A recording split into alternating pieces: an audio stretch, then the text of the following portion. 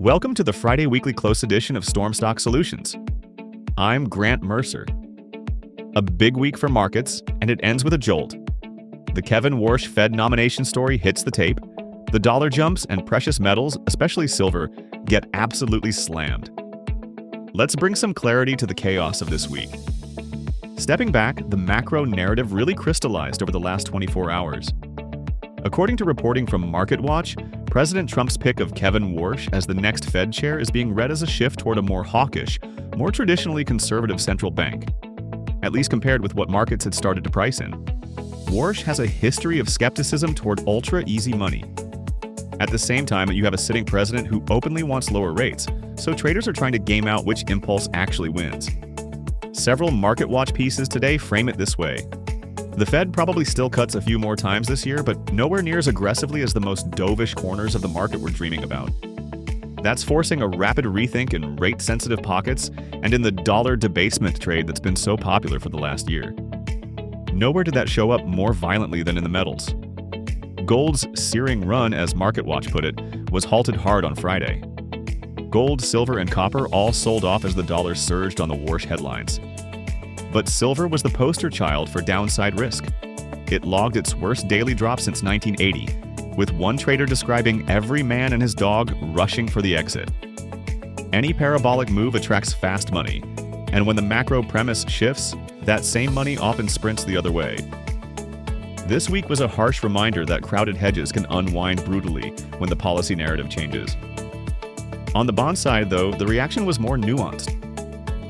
MarketWatch's Vivian Liu Chen notes that the bond market isn't getting everything it wants from the Warsh choice, but it's also not staring into a worst-case scenario. Yields moved, but not in a straight line, as traders weigh a Fed that might cut a bit but not capitulate to political pressure. That kind of ambiguity tends to keep volatility elevated in rates, and that in turn feeds into everything from equity valuations to credit spreads. Housing watchers were also dialed in. Arthi Swaminathan pointed out that mortgage rates basically yawned at the Warsh announcement. No big move on day one. But the key question going forward is whether a somewhat more hawkish Fed chair keeps longer-term borrowing costs stickier than home buyers and real estate investors were hoping for. For anyone exposed to housing, or builders, haaretz, lenders, the Warsh regime is now a core macro variable. If we talk themes and sectors, this week's clear downside and risk zone was the metals complex. Gold's run being interrupted matters psychologically because it had become a symbol of the anti-dollar, anti-inflation comeback trade. A sudden reversal there can force rebalancing across commodity-linked equities, miners, and even some macro hedge funds that were leaning heavily into that story. Silver's collapse is an even sharper warning. When a metal posts its biggest one-day drop in more than 4 decades, that's not just about fundamentals. That's about positioning, leverage, and maybe some retail froth getting wrung out. For traders, that's an area to handle with care until volumes, volatility, and sentiment settle down. Equity-wise, we also saw some idiosyncratic stories that could grow into bigger themes. In tech and gaming, Unity's stock came under pressure on fears about Google's latest AI push, a Project Genie prototype that can simulate virtual worlds. Reporting from MarketWatch's Emily Berry highlights how quickly AI headlines from the megacaps can ripple through the rest of the software and gaming ecosystem. Even if one analyst said the fears might be overblown, it's a useful reminder. In an AI arms race, incumbents and smaller players alike can see valuations whipsaw as new products are announced. On the consumer side, there was a lighter but still telling story.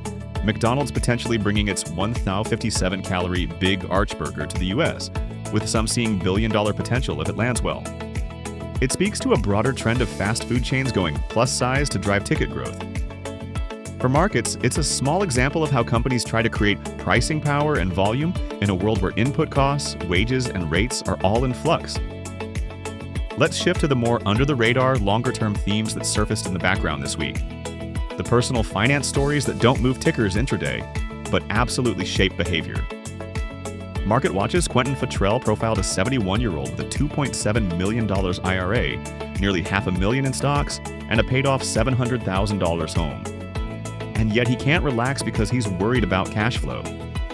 That kind of anxiety, even with substantial assets, tells you how much uncertainty around inflation, longevity, and market volatility is still in people's heads.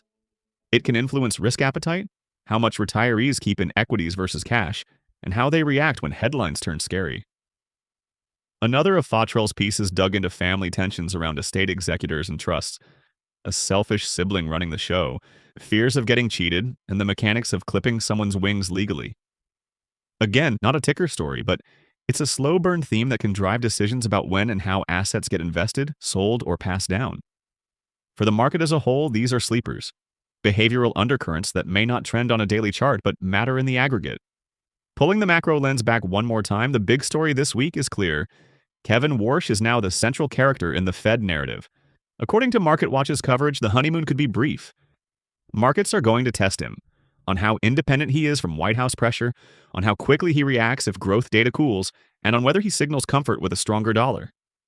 Every speech, every dot plot, and every data point, jobs, CPI, consumer spending, will now be interpreted through that Warsh filter. If the market concludes he's more hawkish than hoped, you could see continued pressure on the easy money forever trades, long-duration growth names, richly valued speculative tech, and the more extreme edges of the dollar debasement complex. If, on the other hand, he shows a willingness to ease when needed but not overdo it, that might eventually calm things down. But we're not there yet. We're in the price discovery phase. Looking ahead to next week, I'll be watching three things. First, how gold and especially silver trade after this historic downdraft. Do we see stabilization, forced liquidations, or sharp dead cat bounces? Second, early commentary from Fed officials and Warsh himself. Any hints on how many cuts are truly on the table? And third, the real economy data around housing and consumer strength to see if mortgage rates and sentiment start to drift in a new direction under this incoming Fed leadership. We'll break all of that down in our Sunday recap and set you up for the next week's pre-open sessions. I'm Grant Mercer, and this is Storm Stock Solutions. Remember, this is information and education, not personalized financial advice. As always, I'll be here to keep clarity through the chaos of these markets.